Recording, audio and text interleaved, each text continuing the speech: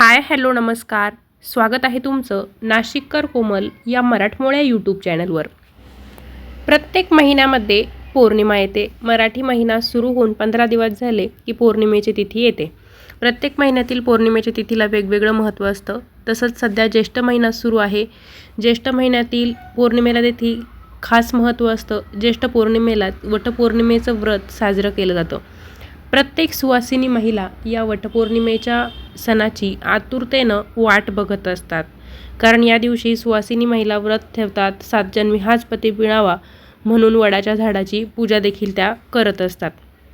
अशातच एखादी महिला जर गर्भवती असेल तर तिला प्रश्न पडला असेल की वटपौर्णिमेची पूजा गर्भवती महिलांनी करायची असते की नाही, उपवास कसा करायचा, याबद्दलची सगळी माहिती मी तुम्हाला आजच्या व्हिडिओमध्ये सांगणार आहे. त्यासाठी तुम्ही व्हिडिओ संपूर्ण बघा.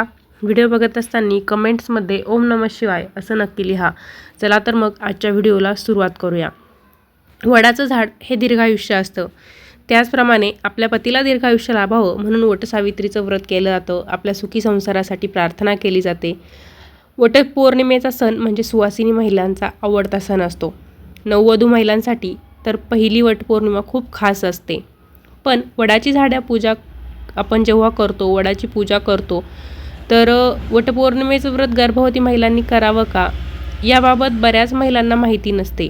वटपौर्णिमेच्या दिवशी जर एखादी महिला गरोदर असेल तर त्यांनी उपवास कसा करायचा, काही गोष्टींची काळजी घेणं खूप आवश्यक असतं. वटपौर्णिमेच्या काळात जर एखादी महिला गरोदर असेल तर त्यांनी वडाची पूजा करावी की नाही, याबाबत त्यांना प्रश्न पडलेला असतो. पण वटपौर्णिमेचं जे व्रत आहे ते अखंड सौभाग्यासाठी केलं जातं. तर ते व्रत सौभाग्यवती गरोदर महिलांनी नक्कीच करायचं असतं. फक्त वडाची पूजा करताना काही गोष्टींची काळजी गरोदर महिलांनी घ्यायची असते. तर इतर महिलांसारखी आपण पूजा करायची नाही. ज्या महिला गरोदर असतील त्यांनी वडाच्या झाडाची कोरडी पूजा करायची असते. कोरडी पूजा म्हणजे काय, तर फक्त वडाच्या झाडाजवळ जायचं, वडाच्या झाडाला दिवा लावायचा आणि फळे नैवेद्य दाखवून पूजा करायची असते. लक्षात ठेवा, आपण वटपौर्णिमेच्या दिवशी वडाची जेव्हा पूजा करतो तर तिथे आपण ओटी देखील भरतो. तर गरोदर महिला ओटी भरत नाही आणि कोणाकडून ओटीही भरून घेत नाही. म्हणून आपल्याला या दिवशी वडाच्या झाडाला जे आपण ओटीचं साहित्य अर्पण करतो ते देखील अर्पण करायला चालणार नाही. फक्त तिथे जाऊन हळदी कुंकू अक्षता लावून वडाच्या झाडाची पूजा करा, नमस्कार करा आणि वडाच्या झाडाला दिवा लावून घरी यायचं आहे. बाकी कोणताही विधी आपण तिथे करायचा नाही. हवं तर तुम्ही वडाच्या झाडाला नैवेद्य स्वरूपात एखादं फळ अर्पण करा फक्त. यालाच कोरडी पूजा असं म्हटलं जातं. वडाच्या झाडाला प्रदक्षिणा देखील आपल्याला मारता येणार नाही. वटपौर्णिमेच्या दिवशी वडाला दोरा गुंडाळून 7 फेऱ्या आपण मारतो. पण गर्भवती महिलांनी वडाला फेऱ्याही मारायच्या नाही आणि ओटीही भरायची नाही. बाकी तुम्ही विधिवत पूजा करू शकता. ज्या महिलांना पूर्ण 3 महिने झालेले नसतील प्रेग्नेन्सीला, 3 महिन्यांच्या आत म्हणजे पहिला, दुसरा, 2-2.5 महिने झाले असतील प्रेग्नेंट राहून, तर त्या महिलांनी पूर्ण पूजा केली तरी चालते. पण 3रा महिना पूर्ण होऊन 4था महिना लागला असेल तर मग तिथून पुढच्या महिलांनी फक्त कोरडी पूजा करायची आहे. किंवा मग एवढ्या वर्षी पूजा डायरेक्टच नाही केली तरीही चालेल. वटपौर्णिमेचं व्रत दरवर्षी येतं. सौभाग्यासाठी आपण घरातूनच मनोभावे नमस्कार करा. उपवास मात्र आपल्याला करायचा आहे.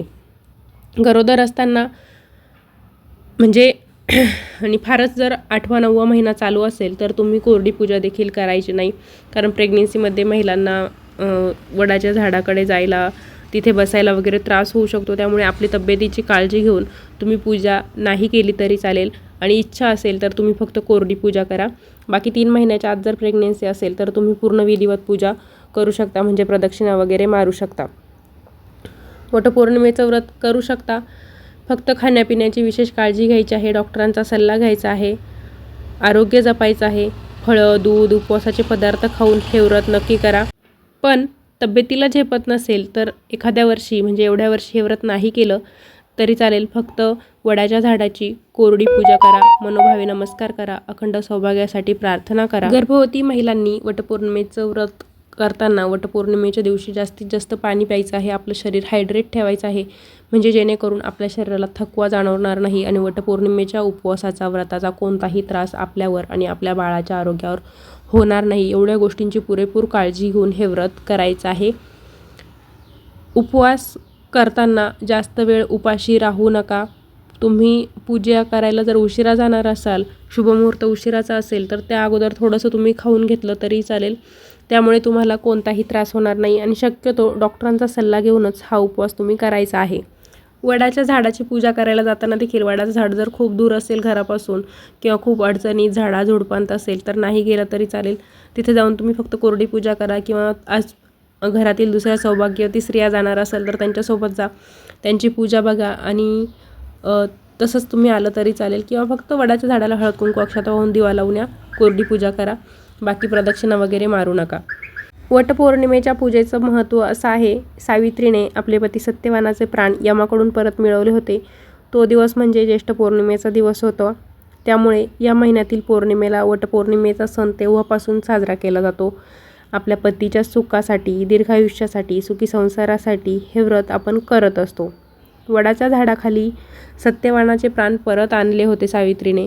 त्यामुळे वटवृक्षाला वटपौर्णिमेच्या सणामध्ये, पूजेमध्ये खूप महत्त्वाचं स्थान आहे.